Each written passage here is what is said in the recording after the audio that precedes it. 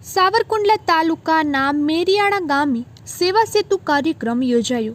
સાવરકુંડલા તાલુકા પંચાયતના પ્રમુખ શ્રી જીતુભાઈ કાચડિયા તેમજ મામલતદાર, તાલુકા વિકાસ અધિકારી તેમજ પ્રાંત અધિકારીની વિશેષ ઉપસ્થિતિમાં સેવા સેતુ કાર્યક્રમ યોજાયો। ધારાસભ્યશ્રીની સૂચના અનુસાર તમામ અરજીઓની ભાવપૂર્વક ચકાસણી સાથે નિકાલ।